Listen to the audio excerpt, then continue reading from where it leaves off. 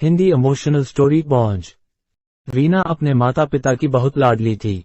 3 बड़े भाइयों की बहन थी। कोई भी चीज मांगने पर उसी वक्त सामने हाजिर हो जाती। पूरे घर में रौब था उसका। पूरे परिवार और नौकरों पर राजकुमारी की तरह हुक्म चलाती थी। रीना स्कूल में भी पूरा रौब था उसका। बड़े घर की लाडली जो थी वह। ऐसे ही उसने कॉलेज में दाखिला लिया।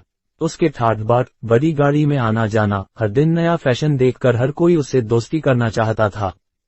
थोड़े ही दिनों में उसके बहुत से दोस्त बन गए। पूरे कॉलेज में उसकी अपनी ही एक पहचान थी। इन दिनों उसके घर एक रिश्ता आया। खानदानी लोग थे और पापा की पुरानी जान पहचान थी उनके साथ। रीना के साथ कोई जबरदस्ती नहीं थी, पर रीना ने फिर भी हाँ कर दी क्योंकि वह अपने परिवार से बहुत प्यार करती थी। वह जानती थी कि वह लोग उसका अच्छा ही सोचेंगे। लड़के का नाम रवि था। रवि काफी पढ़ा लिखा और समझदार लड़का था। ससुराल वाले भी बहुत अच्छे थे। ससुराल में रीना की जगह वैसी ही थी जैसी कि मायके में। कोई भी कार्य रीना की सलाह के बिना नहीं होता था। सबकी लाडली बहू बन गई थी वह। फिर उसके घर एक बेटे का जन्म हुआ। राहुल रीना को जान से प्यारा था। पोता पाकर ससुराल वाले तो फूले नहीं समाते थे। रीना कभी कभी सोचती कि उसकी किस्मत कितनी अच्छी है। उसका हर अपना उसे कितना प्यार करता है। चाहे जीवन में कैसा भी समय आए, मेरे अपने हमेशा मेरे साथ हैं, मैं कभी अकेली नहीं हो सकती। खुशकिस्मत हूं मैं। पर शायद रीना की खुशियों को उसकी अपनी ही नजर लग गई थी। एक दिन वह मायके जाने की जिद कर बैठी। रवि को बहुत काम था, लेकिन वह फिर भी उसे ले गया। रास्ते में उनकी गाड़ी का अन्य गाड़ी के साथ एक्सीडेंट हो गया। रीना, रवि और राहुल बहुत बुरी तरह से जख्मी हो गए। काफी दिनों के इलाज के बाद रवि और राहुल तो ठीक हो गए, लेकिन रीना पूरी तरह ठीक ना हो सकी। सर पर चोट लगने के कारण वह अपनी आंखों की रोशनी खो बैठी। अब रीना की किस्मत जैसे उल्टे पांव चलने लगी। मायके वाले कुछ दिनों तक उसे मिलने आते रहे, फिर कभी कभार फोन ही करके पूछ लेते कि अब कैसी हो। धीरे धीरे ये सिलसिला भी कम हो गया। ससुराल वालों की सहानुभूति भी कम होने लगी। घर में किसी को पास बैठने के लिए कहती तो जवाब मिलता, बहुत काम है, अब तुम भी हाथ नहीं बटा सकती।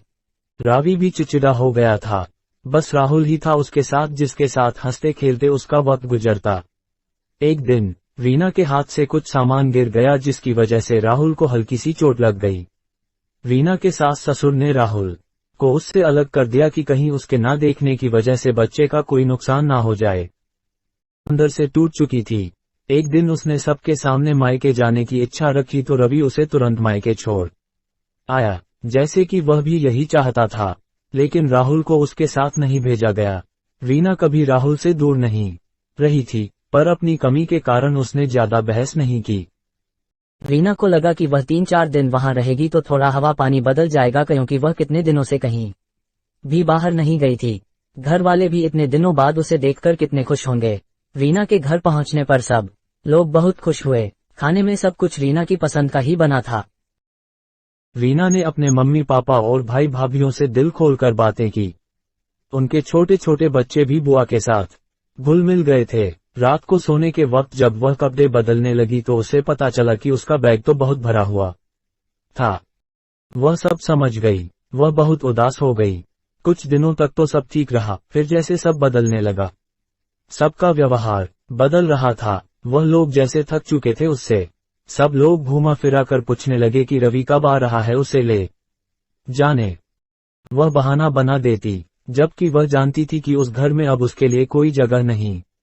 रीना से चलते वक्त कुछ नुकसान हो जाता, थोड़ी बहुत टोकाटाकी उसे सुनाई देती, वह टाल देती। एक दिन उसके हाथ से लगकर एक कीमती फूलदान टूट गया। छोटी भाभी ने बहुत हंगामा मचाया।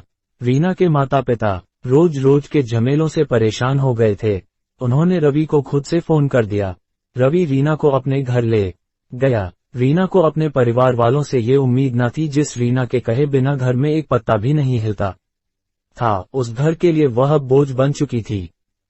रवि के साथ ससुराल आते वक्त वह बहुत खुश थी, क्योंकि वह अपने घर जा रही थी, अपने जिगर के टुकड़े राहुल के पास। परंतु यह खुशी भी कुछ पल की ही थी।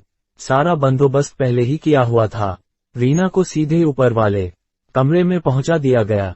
राहुल से दूर रहने की सख्त चेतावनी दी गई। एक कामवाली बाई को उसकी जिम्मेदारी सौंपी गई। जो उसके खाने पहनने जैसी जरूरतों का ध्यान रखती। रीना ज्यादातर चुप ही रहती, कभी कभी कामवाली बाई से थोड़ा बतिया लेती। उसके जरिए राहुल का पता चल जाता। सबकी लाडली बेटी और बहू सबके लिए लाडली से बोझ बन चुकी थी।